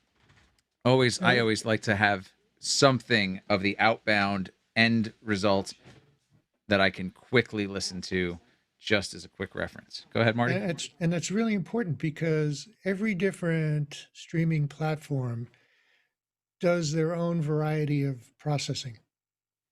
And, and each one has their own reference level. And so if you don't have a complete understanding and a plan for, I know that I need to do this for Facebook, and I need to do this for YouTube, and this for Vimeo. What the stream is putting out could be completely compressed, over compressed, or under compressed, or equalized. You don't know what they're doing. And so you really need to listen back and compare your input to your output and make adjustments accordingly. Absolutely. Omar, do we have any other questions? Yeah, so we got one more question I see from Jason Glass. I'm not sure who to throw this to, but on analog cancel, the choice of submixing to groups versus controlling channel faders with VCAs can make a difference in noise floor and distortion levels in the final mix. I think that was more of some just knowledge that Jason was dropping for everybody, because Jason's a brilliant brilliant audio mind, and he's absolutely right. I meant to bring that up earlier, but yes, the using VCAs could keep your noise floor down, as opposed to using a subgroup, especially on an analog console, because there's one less gain stage in your signal chain. So absolutely right, Jason. Mac, were you going to add something? No. Okay. Anybody have anything to add to what Jason has to say? I think those that know of us that know him just decide to not add because he's usually right. So cool. If are we out of questions there, Omar, for right now? Yeah, for the moment we Perfect. are. Great. So in that case, let's talk about mix minus, because I think Andy Lipnick has a little something he can show us about mix minuses. Does anyone want to talk about what a mix minus is? I think Mac, you're kind of like probably working with the most mix minuses on a daily basis out of all of us. Well, I do work with a lot of mix minuses on a daily basis, and basically it's any time we're sending audio to a destination, which is also going to be sending audio back to us, we want to use a mix minus so that which is basically a full program mix without that one channel in it. So on a broadcast console, all your mix minuses are getting full program all the time. And you go to each one and you go to a channel and you go to the mix minuses on that channel and you select that channel's mix minus, and it takes that channel out rather than adding into the bus.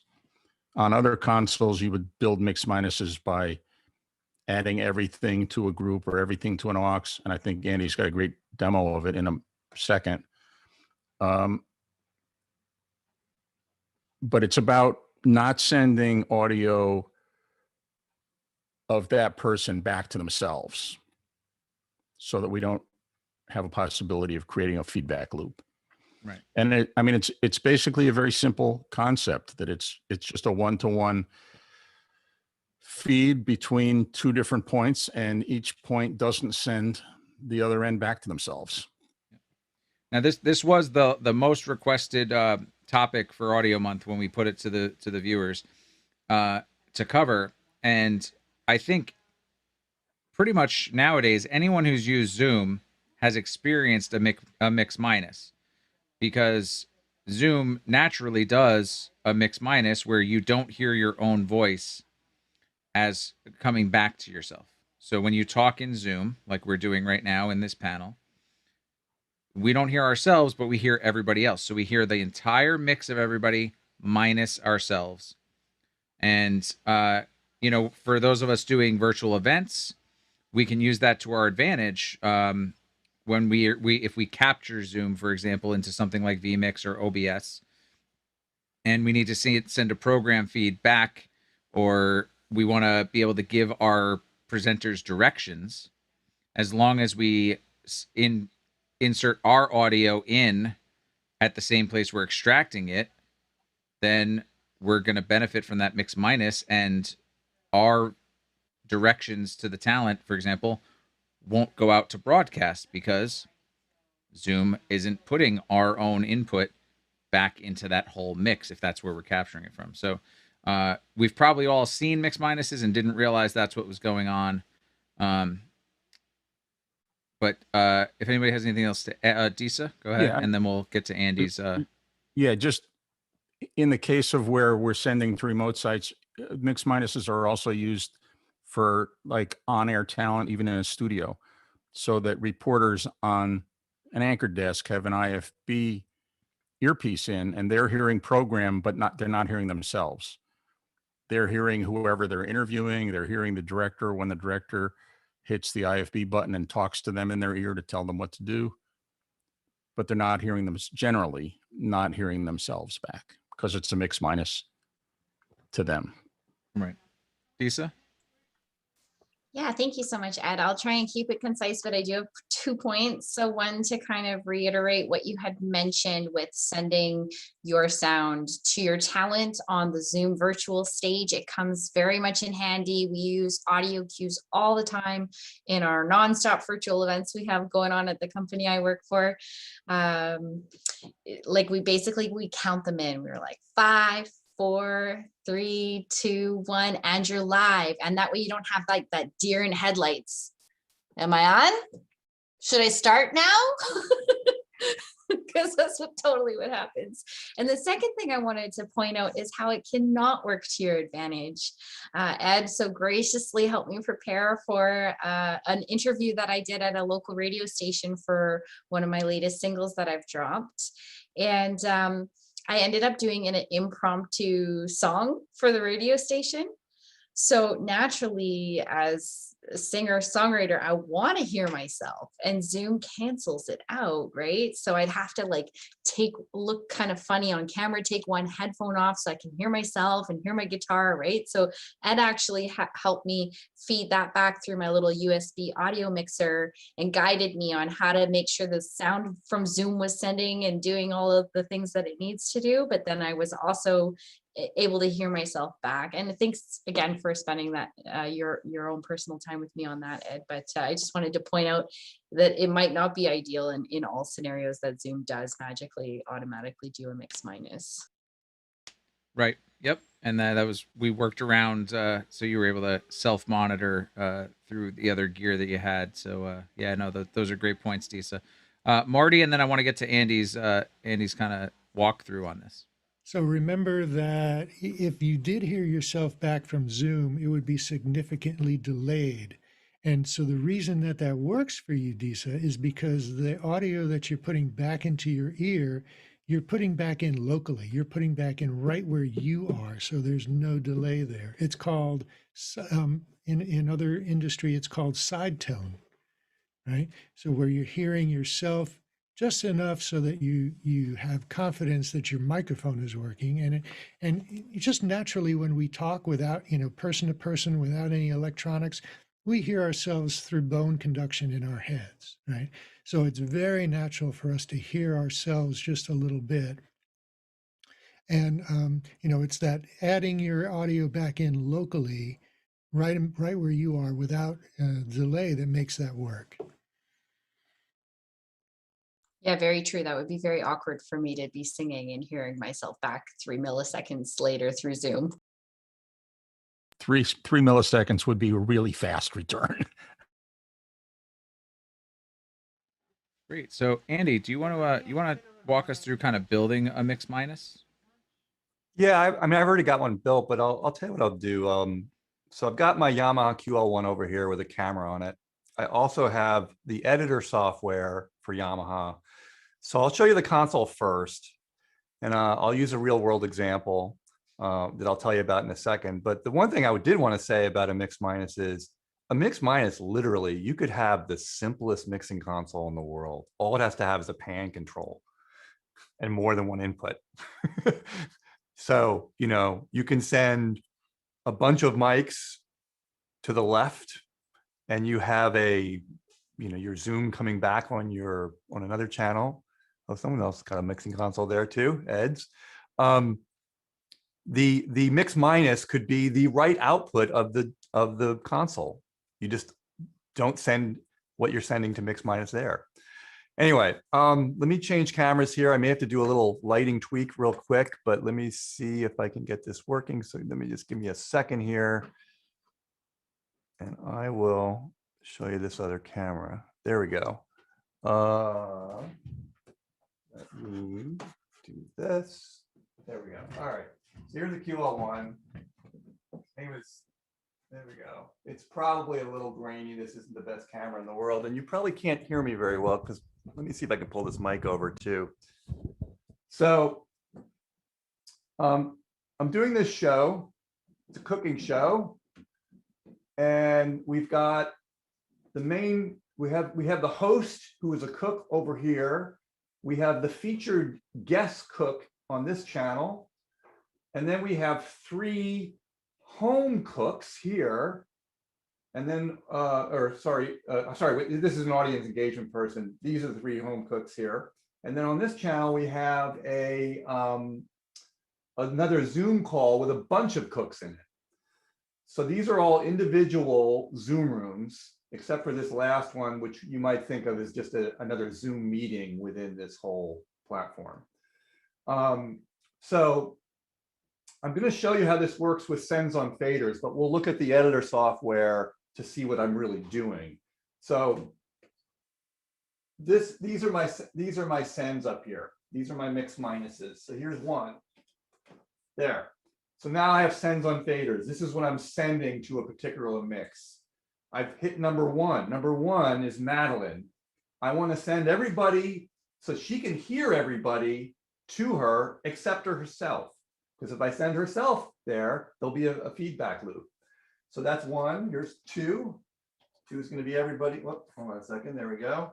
Here, I'll go back to 1 there. There we go. That's better way. Okay, so here's 1. Madeline, she hears everybody except herself. Here's our guest chef. They hear Madeline and everybody else except themselves. And I'm just going to go right down the line here. And you're going to see all those are mixed minuses. Oh, and by the way, this is a DCA master for all these Zoom rooms. So I can, if I wanted to, I could bring this out and bring up my playback or something and then bring it back to where it was. It's just a nice feature. So that's kind of mixed minus in a nutshell. It's probably really hard to see this screen here, but this is why I think I'm going to switch to, first of all, go back to my, I don't need to go back to that. Actually, I'm going to share a screen here. Let's go look at. So Andy, if I can Yeah. interrupt for a sec. Yeah. And I feel really silly if this is a silly question, I'm sorry, but how do the people from the different calls hear each other? Oh, okay. Let me go back to this shot here. Through those mixes. Through those mixes. So Every caller hears everybody else. So this, think of it this way. This number 1 is Madeline's mix. Number 2 is the guest chef's mix. Number 3 is our audience engagement. That's their mix. They're almost like, they may as well be monitor mixes on a stage, and they're like musicians and they want to hear everybody but themselves, which would be an odd thing. But anyway, so if I do that again here, I'll just show you again. This means that Madeline can hear everybody except herself. Our guest You know, chef. now that you use that example, I totally get it. I'm like, oh, Yeah. duh. No, it's you know, the thing with mixed minuses is there is that kind of like aha moment. Oh, now I understand. It's not as complicated as I thought. And here I'm gonna open up the QL editor. I'm gonna see if I can get the right screen here. Let me do this for a second, and this might help. The key is that you have to have enough buses on your board Yes. for all of your different sends, for all your different people. Okay, this is a custom layer. I didn't want to show you everything because I didn't want it to get too confusing. But here's what I was just showing. This is Madeline. Here's the guest chef. Here's Marissa, who's our audience engagement person. And then here are 3 of the 3 different locations of home chefs. And then here's Z Cooks, which is this other group of chefs, as it were. And you can see, look at the mixes. They stagger on down the line here. And where you see black there in these little gaps, that's where they're not getting themselves back. You get the idea. We have 10 rooms. That's why there's 10 of these, just to give you an idea. Let's see. I'll show you I'm going to switch views here now and show you the mixes. I could probably show you. Here, let me show you this all at once. This might be easier. And I saw your EQ is just a basic high pass filter, and then there's a little dip at a I'm doing specific more. area? I'm doing more because everybody's using a different mic. I wish they were all using the same setup. That would make my life a lot easier, but unfortunately not. Okay, here are the mixes. I'm sorry, here are the inputs. Here are the mixes, and here are my matrices. You don't need to look at that, but Here, I'll move this out of the way a little bit. There we go. So ZR1 mix, it's probably hard to see this. I guess I could theoretically just, would it be easier if I just showed this one window? Let me do this too. Do you want me to just show this one window, or can you guys read this? It's pretty clear on my monitor, but I've got a wide screen. I'm pretty sure everyone here has a big monitor, so Okay. I think we're okay. Okay. So this mix here, these are the masters for these 10 individual mixes. So you can see that. There is actually a way to show sends on faders on here too. Oh, I have a better idea. We're going to look at a channel overview. Selected channel. There we go. Okay, let's pull this into line. Okay, here's Madeline, input number 1. Here are knobs, same thing. These knobs reflect these levels here. Same thing. So you can see on her channel, I'm sending her to everybody's mix, to our guest chef, to our audience engagement person, and our home chefs, so forth and so on. But I'm not sending her to herself. You'll also see that these are all post fader. Absolutely important. They have to be post fader. If it were pre fader, that would be lit up. So I think that covers it. I don't think I need to really tell you much more than that. That's how we're using mix minuses for this particular cooking show. So why are you using exclusively post fader there? Because well, there's a couple of things. There's a lot more to this, by the way, under the hood. There's a whole communication system. These inputs are doubled up.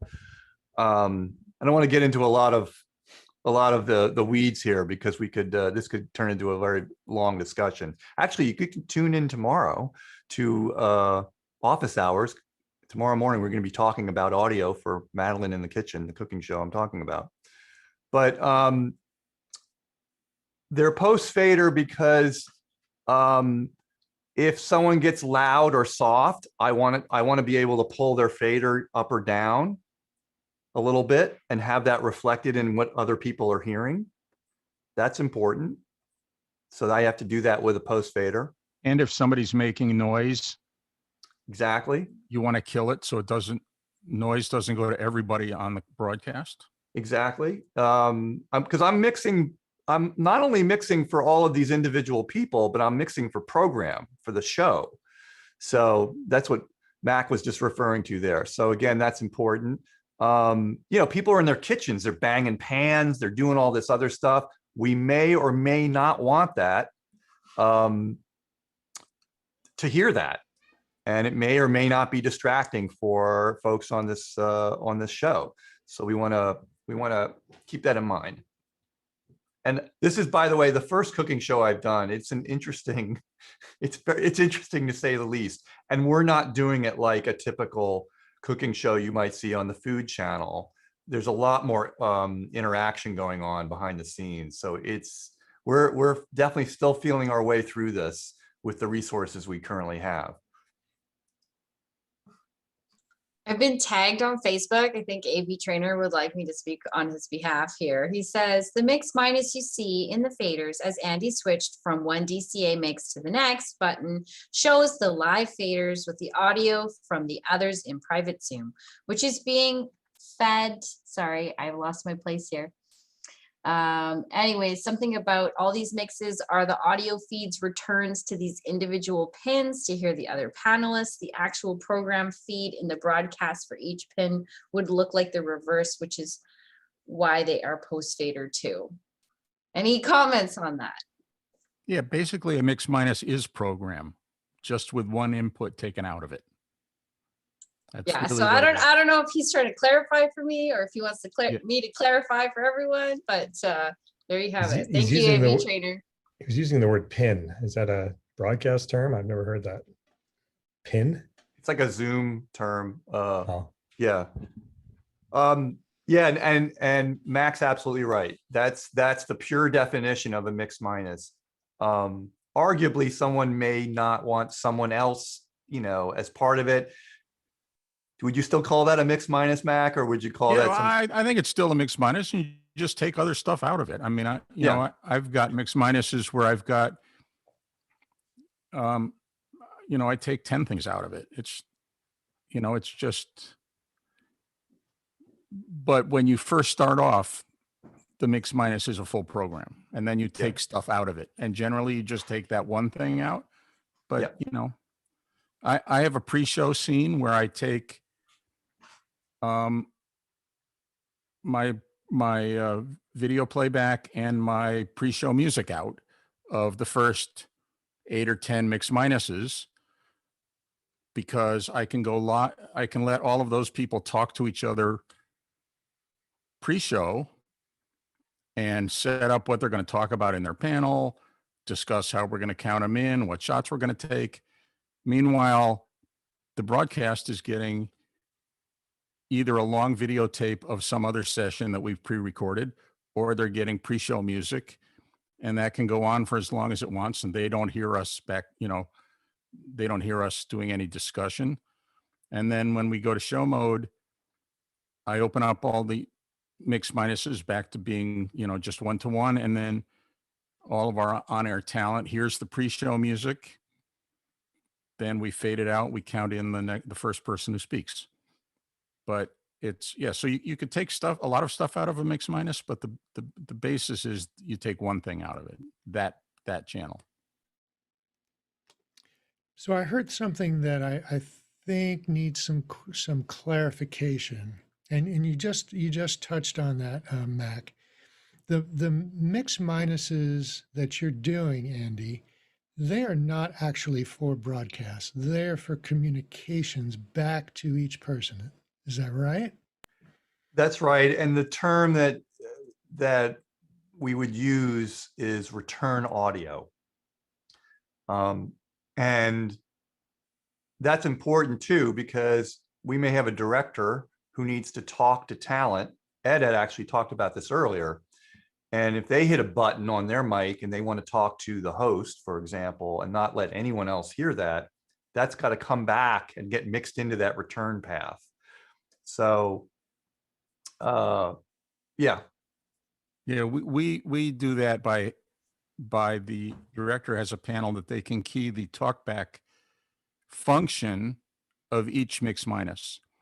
So if the director needs to talk to codec A, he pushes codec A and he can talk to codec A and nobody else hears it.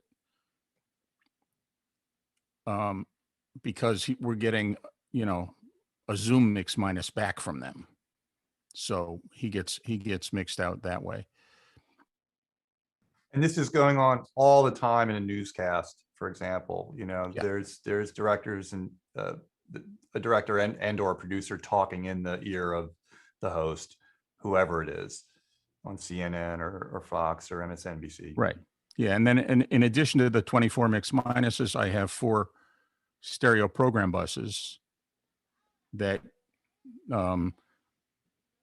program 1 goes to the control room monitors.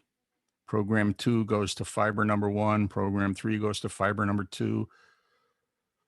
Program 4 goes to fiber number 3 and the program bus of our record system. Because we never actually use fiber 3, but it actually exists in the studio, so it's got an output. But So just to give another graphical example, I'm going to show something with my console. And I'm realizing my mic is going to, hold on one second. So and Ed, your camera's not reversed, so we're seeing the console backwards. Oh, sorry. There's not much I can do about, really, I'm seeing it normal. It's an Amaye. Oh, but yeah, on the monitor one. Yes. Okay, so I'm seeing it backwards. Okay, well, we'll live with that. That I'm not so concerned about. So what I set up is I set up as if I had 4 microphones, these blue channels. Oh, I'm going to spotlight for 1 sec. Okay, so these blue channels are inputs. I labeled them mic 1, 2, 3, and 4, which are backwards. And then these are, let's say, our mixes. So as I turn on mic number 1, you see that we're starting to get signal on mixes B, C, and D, but not A. If I turn on mic number 2, we get signal on A, C, and D, but not B. So this is how these mix minuses work. Now A, B, and D, when I turn on mic 3, get signal, but C doesn't. And finally D, A, B, and C have signal, and D doesn't. So with these meters, you can see how these mix minuses correlate to the mixes that they're in. So kind of just another way you can see signal going somewhere at the same time. I put the mixes next to the mics, and hopefully that makes a little bit of sense.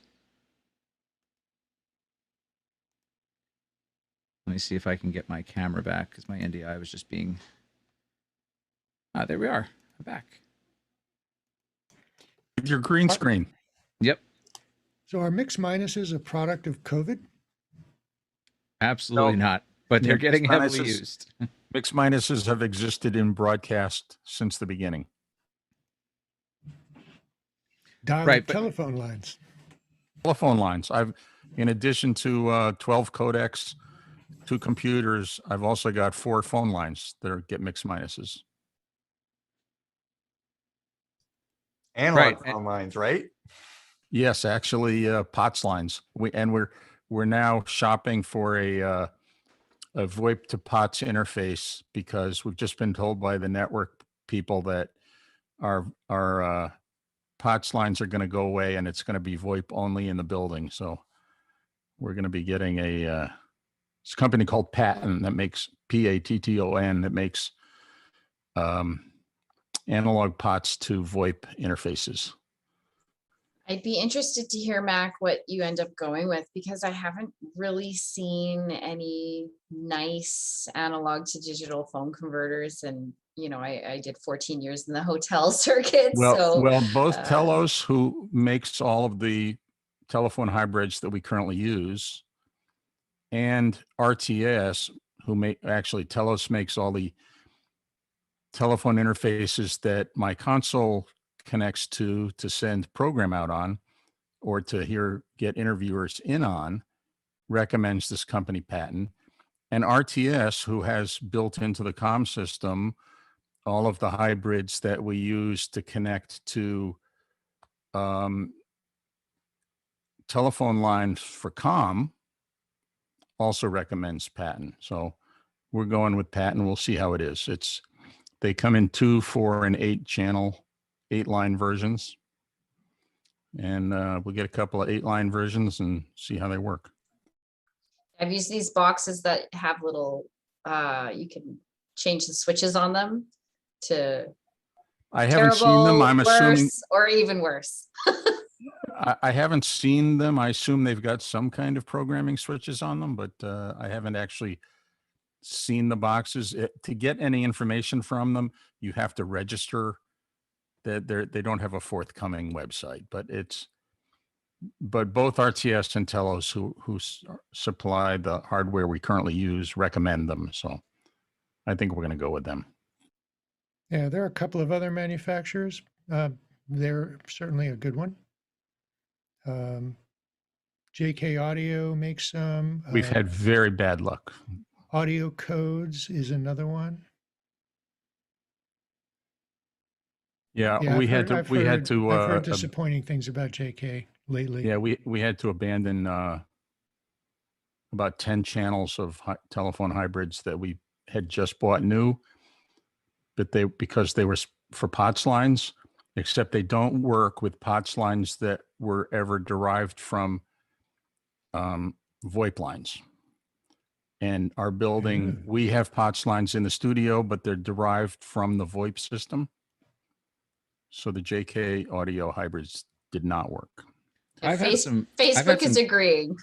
Yeah. I've had some JK Audio boxes that digital hybrids that you actually on those VoIP phones, rather than taking it off the VoIP, you take it between the base and the handset, and it's designed for that use. Yeah. Yeah, that's another way to go. Although I've got I have a theory about what that problem was, Mac. I mean, we can talk about that offline. Yeah, we fixed it by getting Telos. Yeah, the thing you're talking about though is you have to have the right kind of handset. If the buttons are in the handset, it won't work.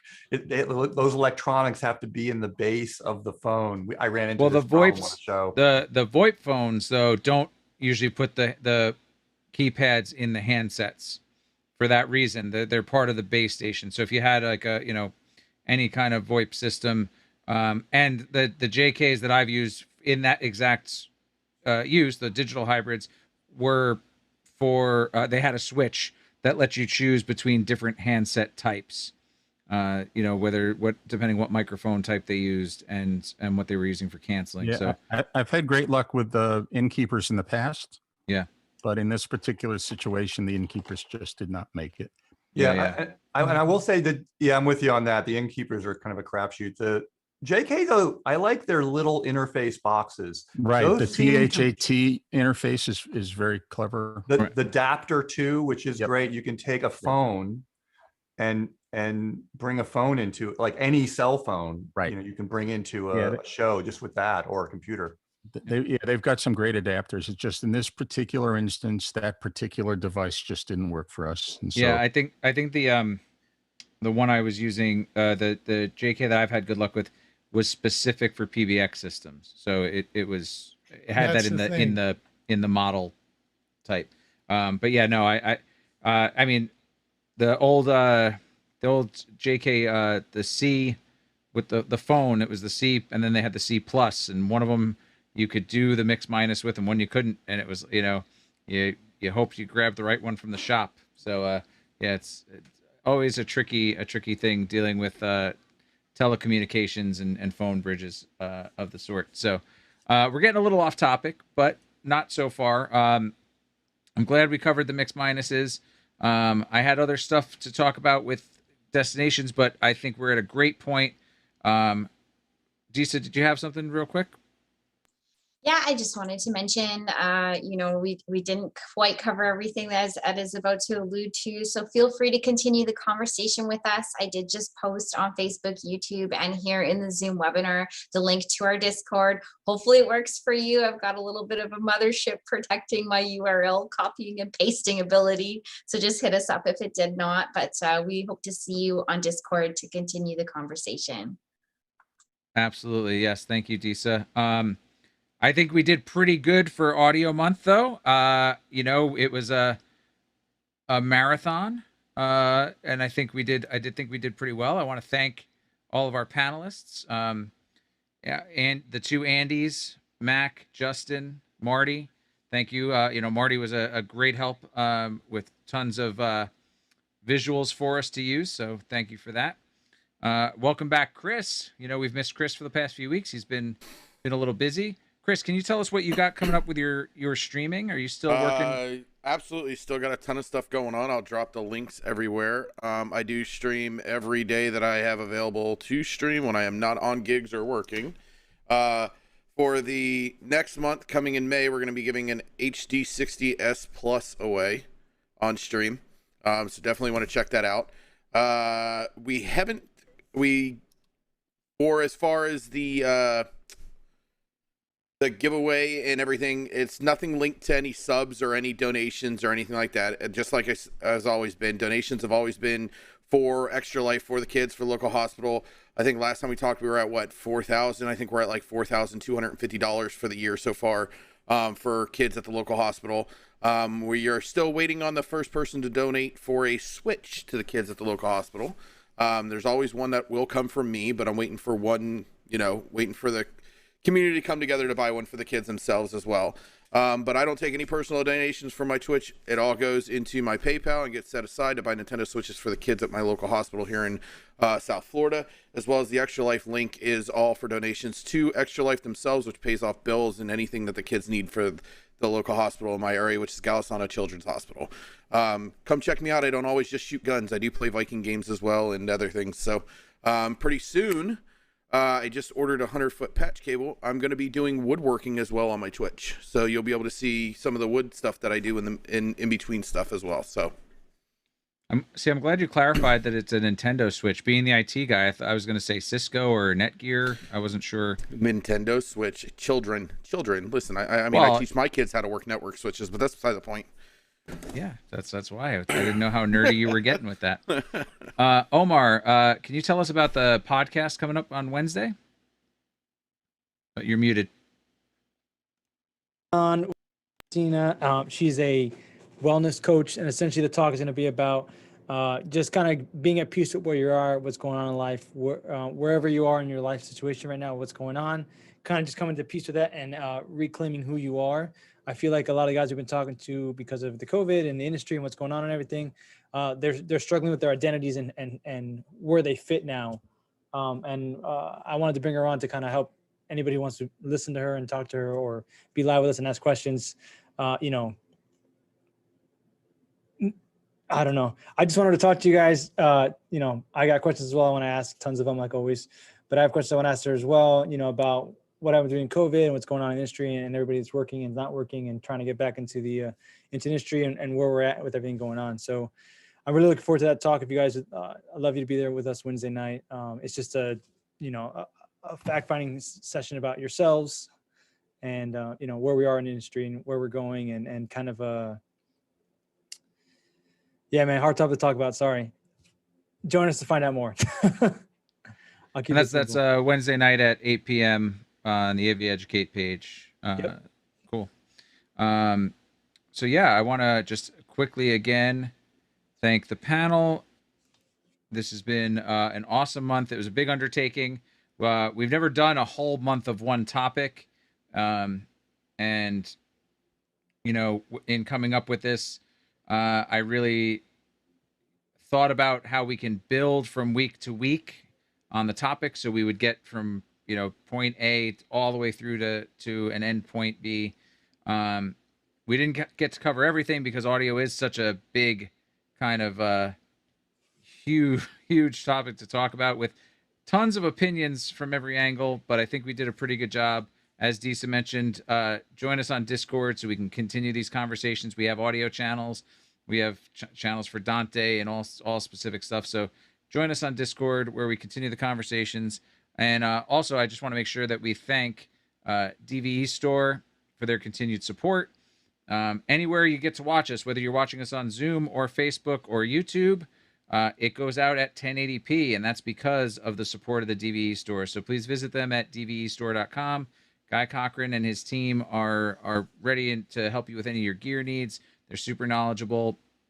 I know Andy's a customer of theirs, as well as the show that he works on. I know that Sky, who is one of the producers on that show, lives right nearby. I'm super jealous that he gets to go to the DVE Store and doesn't have to just visit them online. So really cool stuff. So go give them support and tell them you heard about it from AV Tech Talks, because they would love to hear that. So we have some cool stuff coming up in May. We're solidifying a few more things, but tune in next week. We're here every single Monday at 7 p.m. Eastern time. And we're, like I said, we're on Facebook, we're on YouTube, or you can join us here in the Zoom webinar and ask your questions there. You'll be almost like you're in the future because you get it in real time, and YouTube and Facebook get it 20 seconds later. So you will be 20 seconds ahead of everybody else on the internet. So that's always a fun thing. And yeah, if Disa, Chris, or Omar, you want to say anything to put us out before we I missed you all. We missed you too, Chris, man. It did feel like forever, honestly. Great. Well, and let's all wave to our friends on Facebook and YouTube, and we'll see you guys next week. Thanks a lot.